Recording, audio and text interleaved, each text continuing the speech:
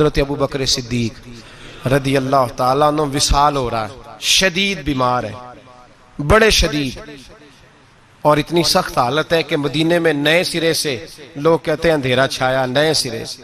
ایک وہ رات تھی جب حضور نے وصال کیا، اور ایک آج رات ہے جب ابو بکر کے وصال کا وقت ہے۔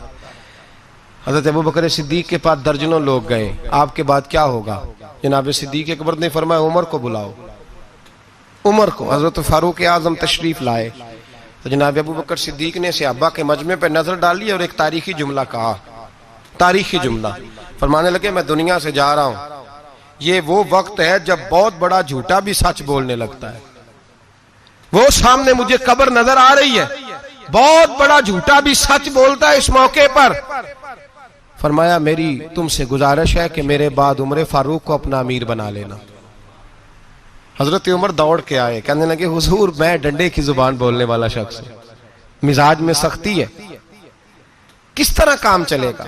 آپ نے فرمایا عمر تجھے تیری ماں روئے، میں نے تجھے ساری زندگی دیکھا ہے، اس امت کو تیری ضرورت ہے۔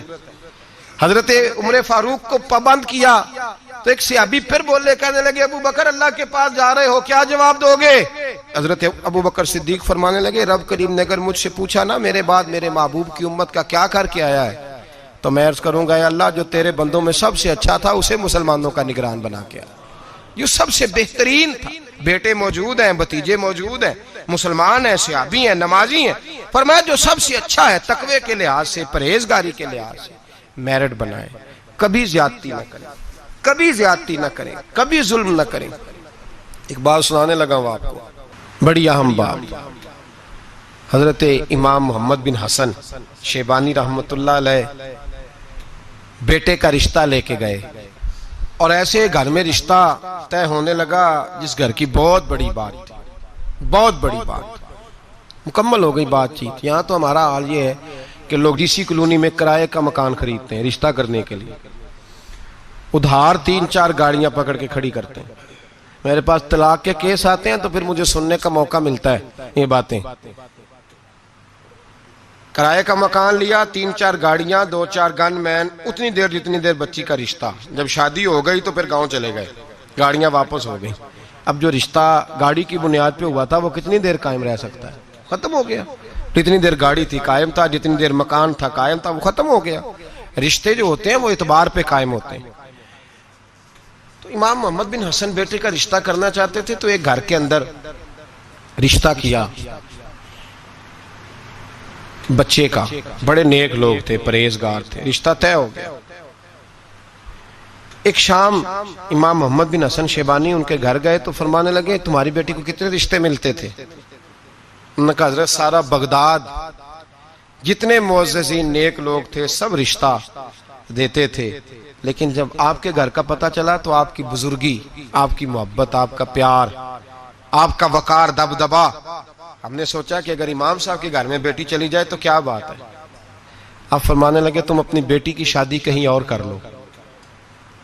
کہ حضور کیوں؟ فرمانے لگے تم نے مجھے دیکھ کے رشتہ دیا ہے، بیٹا دیکھ کے نہیں دیا، تو میں تو بوڑھا آدمی ہوں، کسی وقت بھی دنیا سے چلا جاؤں گا، اس نے تو بچی نے تو وہاں وقت گزارنا ہے۔ کہ حضور ہمیں قبول ہے۔ فرمایا نہیں، میرے بیٹے میں خامی ہے، تم اس کا رشتہ کہیں اور کر لو۔ کا وجہ؟ فرمایا تم کر لو، تمہیں کہا نا؟ کہ حضرت بتائیے تو صحیح۔ فرمایا میرے بیٹے میں خامی یہ ہے اسے نیند بڑی آتی ہے تو عشاء سے پہلے سو جاتا ہے، وہ نماز نہیں پڑھتا، سو جاتا ہے، 4 پڑھتا ہے، عشاء رہ جاتی ہے۔ تو کہا حضور کوئی بات نہیں، پھر بھی ہم تیار ہیں۔ تو امام محمد بن حسن کہنے لگے پھر میرا تمہیں مشورہ ہے کہ جو آدمی عشاء کی نماز نہ پڑھے اس سے بیٹی نہیں بیانی چاہیے۔ کہا حضور کیوں؟ فرمانے لگے جو رب کے فرض کی حفاظت نہیں کر سکتا تمہاری بیٹی کی حفاظت کیسے کرے گا؟ اللہ کے فرض کی حفاظت نہیں کر سکتا، وہ نماز نہیں پڑھتا سو جاتا ہے، تو بیٹی کو تکلیف ہوگی تو کیسے محافظ بنے گا؟ لہذا وہاں رشتہ نہ کرنا میرے بیٹے کے ساتھ۔ حضرت رشتہ توڑ کے گھر آئے تو بیوی کہنے لگی حضور آپ نے کیا کیا؟ پورے بغداد میں شور ہو گیا ہے کہ باپ بیٹے کے مخالف ہو گیا ہے، باپ بیٹے کی جڑوں میں بیٹھ گیا ہے، باپ نے اپنے بیٹے کا اتنا معزز گھرانے میں رشتہ ہوتا توڑ دیا ہے۔ سارا بغداد کہہ رہا ہے کہ وجہ کیا ہے؟ باپ بیٹے کے مخالف بیان دے رہا ہے، بات کیا ہے؟ تو حضرت محمد بن حسن فرمانے لگے میں دنیا کے سامنے رسوا ہوا مجھے پرواہ نہیں، میں اللہ رسول کے سامنے سرخرو ہو گیا ہوں۔ وہ بیٹی جو تہجد گزار ہے، عبادت گزار ہے، جو نیک ہے، میں اس بیٹی کو اس کے ساتھ بیاہ دیتا جو عشاء کی نماز بھی نہیں پڑھتا۔ فرمایا مجھے پتا ہے کہ اس گھرانے میں رشتہ کرنا بہت بڑے اعزاز کی بات ہے، لیکن میں وہ امانت نااہل کے سپرد نہیں کر سکتا، میں نے منع کر دیا۔ اور میرے بھائی جھوٹ بولتے ہیں لوگ اپنے بیٹے